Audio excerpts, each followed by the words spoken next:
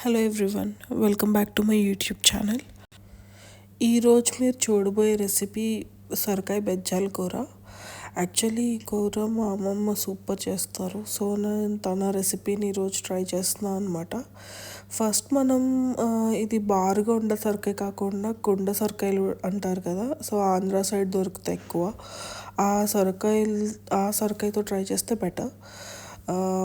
ఒక సొరకాయ తీసుకుని ఇట్లా నేను వీడియోలో చూపిస్తున్నట్టు ఒక ఫోర్క్ తీసుకుని అలా బెజ్జాలు పెట్టుకోవాలన్నమాట సొరకాయ మొత్తం.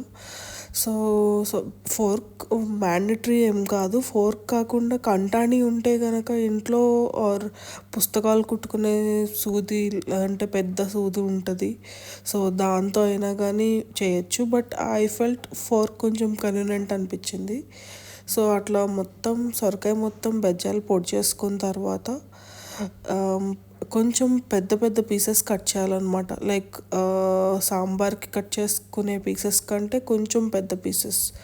సో ఇట్లా నేను చూపిస్తున్నాను కదా ఇలాగా. సో ఇట్లా అంతా పీసెస్ కట్ చేసుకున్న తర్వాత ఉప్పు పసుపు వేసి కొంచెం మ్యారినేట్ చేసి ఒక 7-8 అవర్స్ ఆర్ ఓవర్ నైట్ అయినా కానీ పర్వాలేదు ఒక పక్కన పెట్టేస్తే మొత్తం సొరకాయలో ఉన్న వాటర్ అంతా బయటకు వచ్చేస్తుంది. ఇలా సొరకాయలో ఉప్పు పసుపు వేసి కలిపి ఒక ఓవర్ నైట్ వదిలేసేయాలి. Like which is around 7-8 hours అనమాట.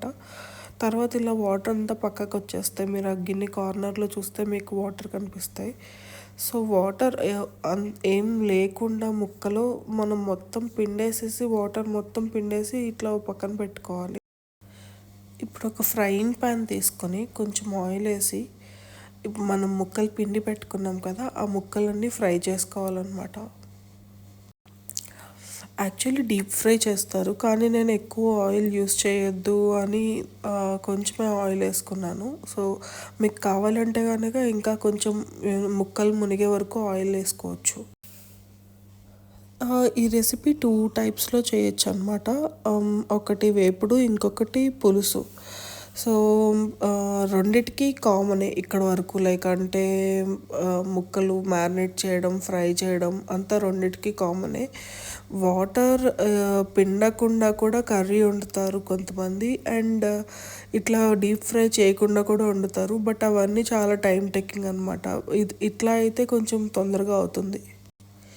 ఇలా ముక్కలన్నీ అటు ఇటు 2 సైడ్స్ తిప్పి బాగా ఫ్రై చేసేసుకుని ఒక బౌల్లోకి తీసుకోవాలి. ఇప్పుడు ఒక ప్యాన్ పెట్టుకొని తిరగమాత వేసుకుందాం.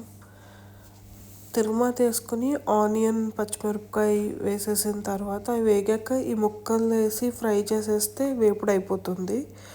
అదే పులుసు కూర అయితే ఆనియన్ వేసిన తర్వాత చింతపండు పులుసు వేయాలన్నమాట. చింతపండు పులుసు వేసి ముక్కలు వేసి ఉడికించాల్సి వస్తుంది. సో అప్పుడు అది పులుసు అవుతుంది. వేపుడన్నా మనం ఐడెంటిఫై చేయొచ్చు ఇది సొరకాయ కూర అని, కానీ పులుసు అయితే జస్ట్ ఫిష్ కర్రీ లాగానే ఉంటుంది. చిన్నప్పుడైతే నేను చాలాసార్లు అడిగేదాన్ని ఇది ఫిష్ కర్రీయా సొరకాయ కర్రీయా నిజం చెప్పండి అని. అండ్ మై అమ్మమ్మ యూస్ టు ప్లే అలాంగ్ అది ఫిష్ అని చెప్పి. కమింగ్ బ్యాక్ టు రెసిపీ, ముక్కలు బాగా ఫ్రై అయిపోయిన తర్వాత ఉప్పు కారం ధనియాల పొడి గరం మసాలా అంతా వేసేసుకుని అంతా మీ టేస్ట్కి తగ్గట్టు వేసుకోండి. ఉప్పు కొంచెం తక్కువ వేసుకుంటే బెటర్, ఎందుకంటే ఆల్రెడీ మ్యారినేట్ చేసేటప్పుడు మనం సాల్ట్ వేసాం కాబట్టి చూసుకుని వేసుకోవాలి. అన్నీ వేసేసిన తర్వాత ఇంకొక 1 మినిట్ ఫ్రై చేసి స్టవ్ ఆఫ్ చేసేయచ్చు. నేనైతే చింతపండు రసంతో సర్వ్ చేశాను. మీరు కూడా ట్రై చేసి ఎట్లా వచ్చిందో చెప్పండి. Hope you like this recipe. Please subscribe to my channel.